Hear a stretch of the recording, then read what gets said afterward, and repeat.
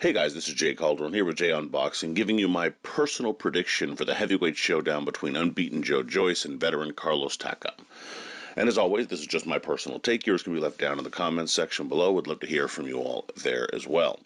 A little bit of fight info. We have Joyce versus Takam. No title on the line. This will be at the SSE Arena in Wembley, London, England, and airing on BT Sport across the pond. It's a decent fight, though it will get little attention with all the massive heavyweight fights being planned for the back half of 2021. Still, considering Joyce lost out on a shot against Alexander Usyk, who will now face Anthony Joshua in September, and most other major names are tied up or have some kinds of plans for the back half of 2021, this is a decent scrap for the unbeaten Brit. Questions are, how good will the fight be? And of course, who takes home the win? So, let's get into it. Starting with Joyce here. For Joyce to win, I think he needs to look to land the uppercut, particularly the right uppercut. Takam has a tendency to duck low when he's looking to come inside, and he's looking to come inside most of the times. A shot that can give you success with that type of movement is the uppercut.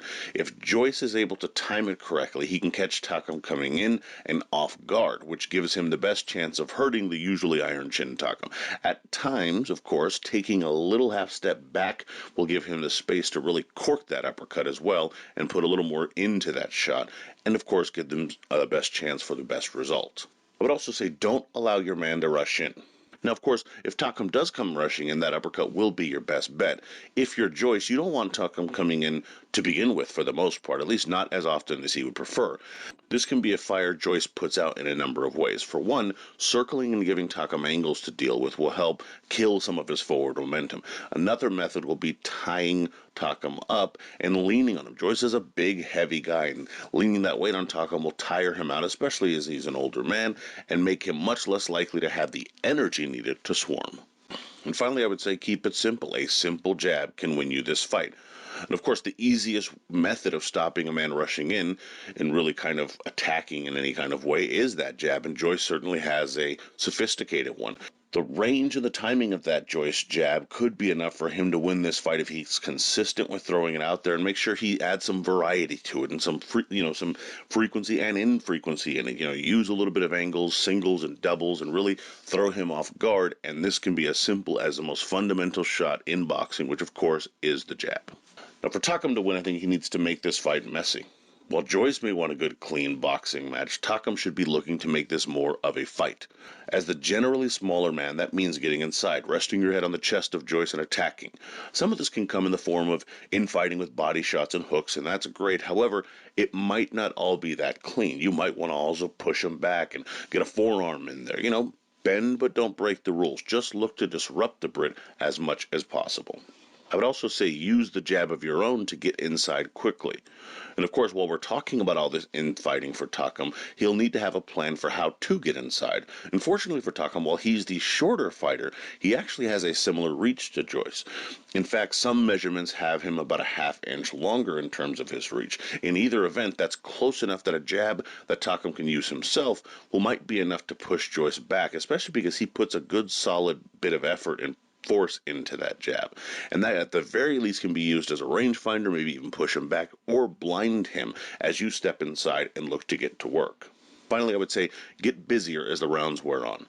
I think the importance of Takam getting busier as the fight progresses is going to be there for a couple of reasons. Firstly, as the fighter with more wear and tear, you don't want to give the fresher man a pathway back into the fight if you're winning but beginning to tire.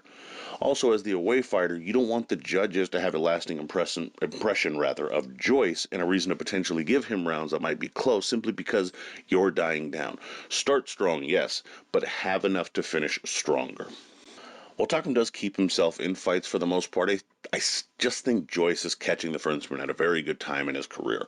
Takam is 40, has been in a few wars, and Joyce is much fresher with a solid toolbox and of skills at his disposal, and is really coming off the biggest win of his career, so he has lots of confidence going into this fight. Joyce might have to adjust in the first few frames, but once the jab starts pumping out in the third round or so and the Londoner starts adding up the points, he'll likely cruise to a wide unanimous decision victory. Perhaps he walks Takam into something late, perhaps a right hand around the 8th, 9th, 10th round, but I will still go Joyce via 12 UD. Betting odds for this fight seem to agree that Joyce is the very, very clear favorite, as he is a minus 1200, with Takam coming in at a plus 650.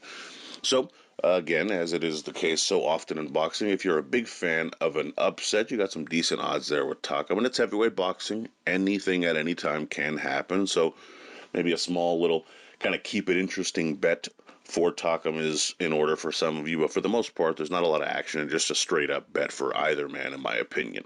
In any event, prediction record going into the weekend is 23-6-3 with 9 exact. So let me know what you guys think, though. Are you guys kind of excited for this fight? I mean, not much going on in terms of the rest of the weekend. And I'd love to hear your thoughts, predictions, bets, so on and so forth. Please be sure to like, comment, share, subscribe, and follow at jcalderon_JOB. And you can email me at jonboxing@gmail.com. I'd love to hear from you there as well. Also, be sure to check out jonboxing.com for schedule, results, betting odds, rankings, and more. And as always, until next time.